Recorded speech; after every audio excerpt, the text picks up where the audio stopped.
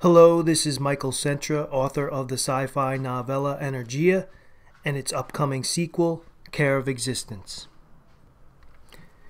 I would like to briefly discuss the difference between force and inconvenience in relation to the predominant argument that underlies and undermines the libertarian anarchist objection to government. Here I will lay out why most libertarian or anarchist objections to a state or government rest upon a fallacy.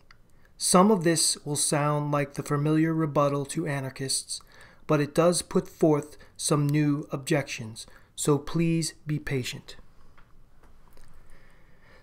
The libertarian and/or anarchist objection to a state or centralized authority goes something like this. The government should not be able to tell the individual what to do with themselves or their property, and a state should not be able to use force to make an individual comply.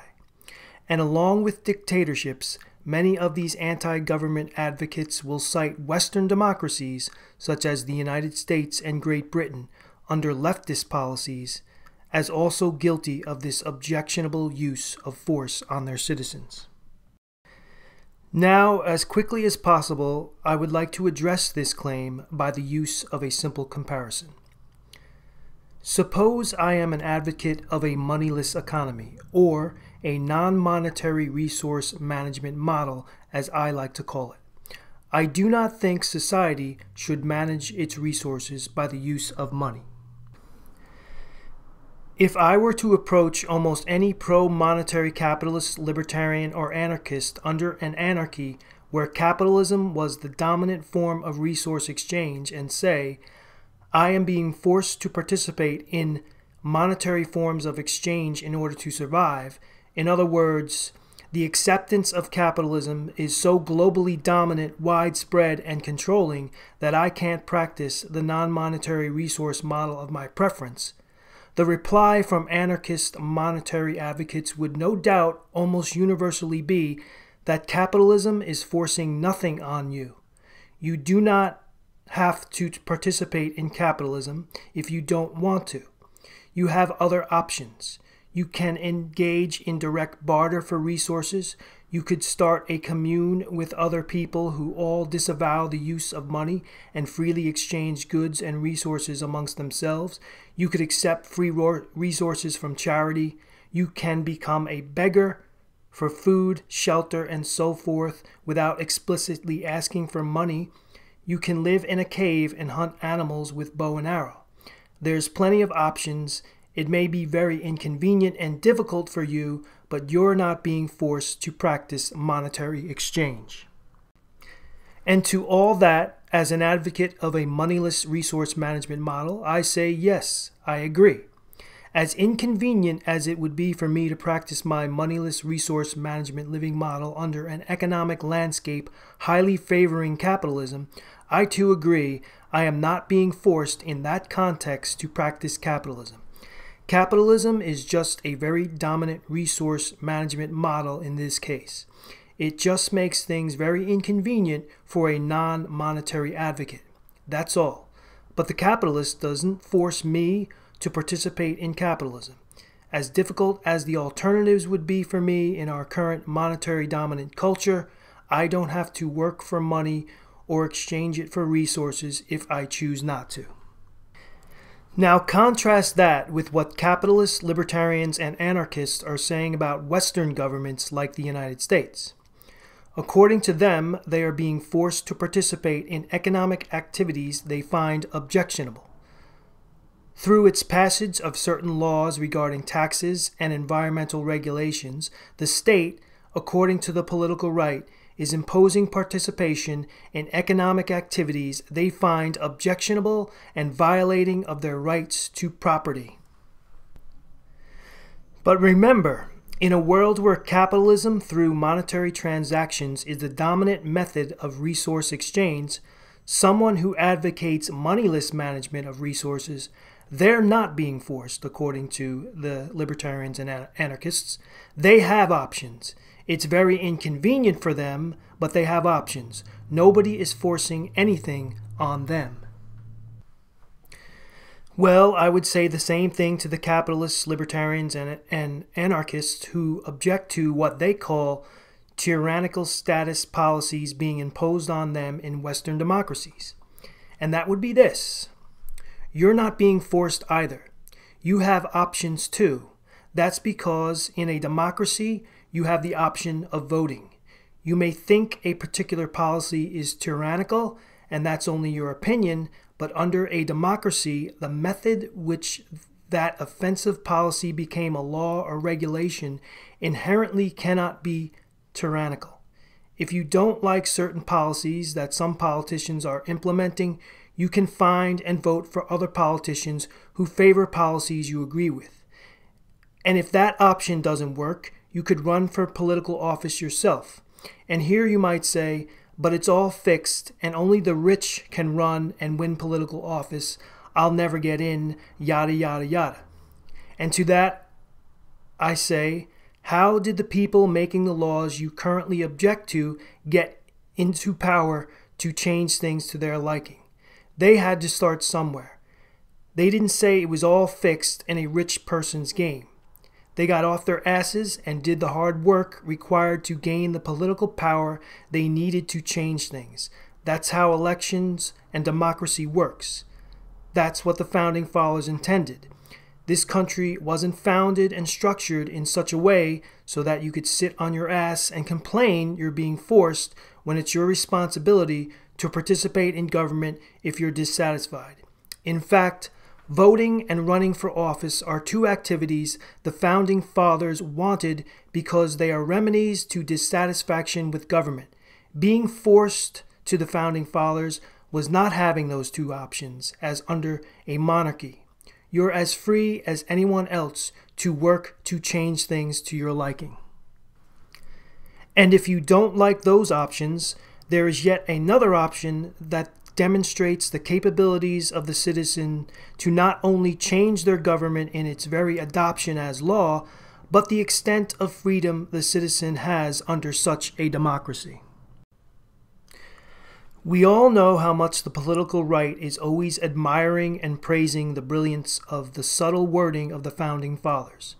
How brilliant it was for them to use the phrase, the pursuit of happiness, instead of the right to happiness. Well, here's another example of the brilliance of adopting a policy that demonstrates clearly that whichever laws are passed as a result of democratic elections, you're still not living in a tyranny where you're forced to do anything. Because you see, there's this little option called the Expatriation Act of 1868 that was put into play in the United States and of which other democracies have their own version. And that upholds your right to renounce your citizenship, dissolve the ties that bind you to a particular government, and leave.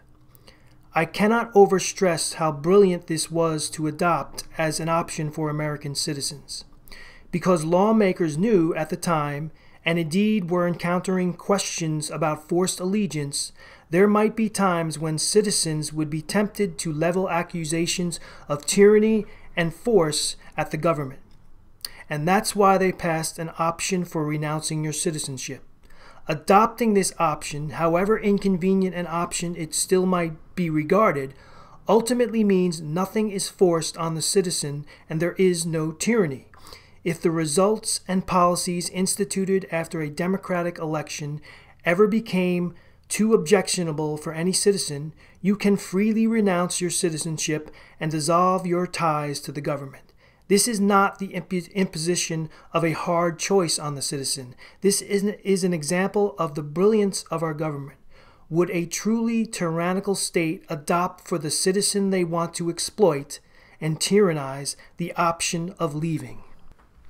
If your intent is to force anything on someone, the first thing you remove is their ability to get away from you.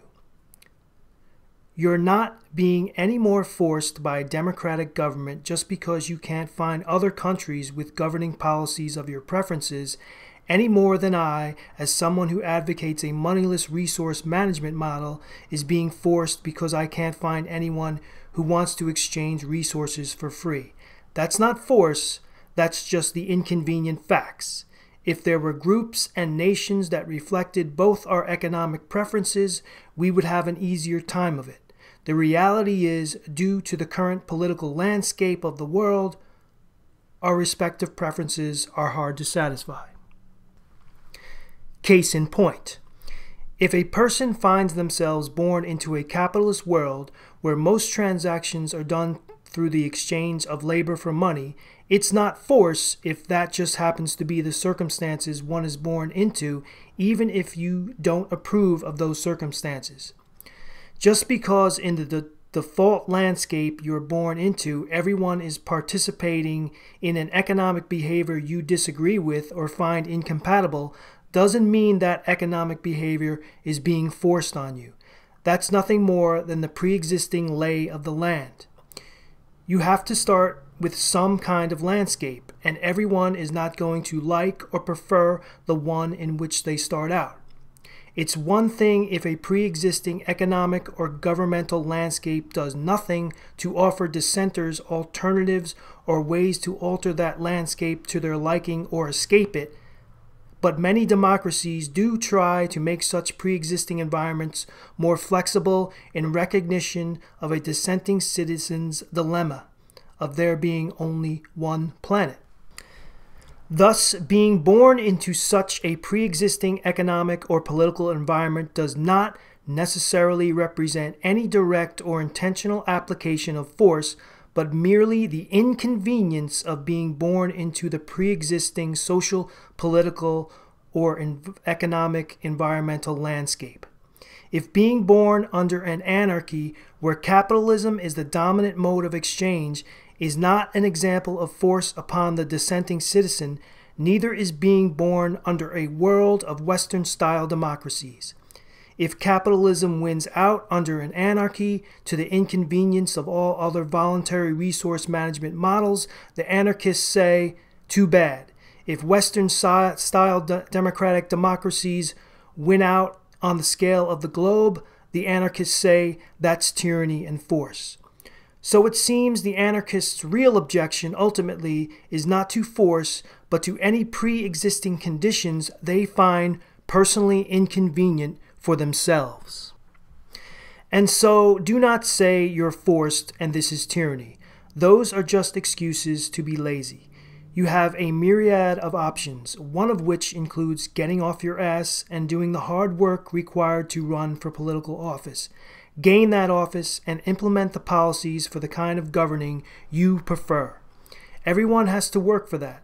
It's a democracy where policy is voted on and the Constitution is a living document where no policy except the citizens' ability to change their representatives is set in stone. You're not entitled to the government policies you want. You have to work to get them passed. You're not more or less required to work harder for political power than anyone else. But no matter your political beliefs, everyone starts at the bottom. Even those who are currently at the top started somewhere other than at the top. No one just handed the Clintons the White House one day. They started planning their political careers young. If the government is so unchangeable and fixed, why have economic policies evolved over history from policies that favored capitalism to policies that more favored socialism and back again?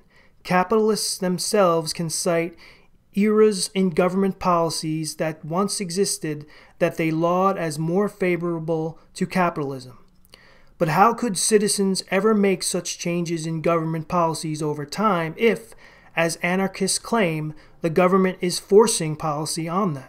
In truth, a democratic government is nothing but a neutral platform where competing policies put forth by citizens can be addressed of their merits and either rejected or adopted. And if going through the political process is all too much for you, they're doing fantastic things with artificial islands these days. Have you seen the resort island off of Dubai? Even China is getting into the artificial island business. And I truly mean that. If you want a country you can like, a country you can accept, a country that doesn't have countless things you find objectionable to your preferences, then you can either participate in the democratic process or go out there and build a country from scratch yourself. In future videos, I will expand on some of the ideas presented here and reinforce the points I have advanced even further.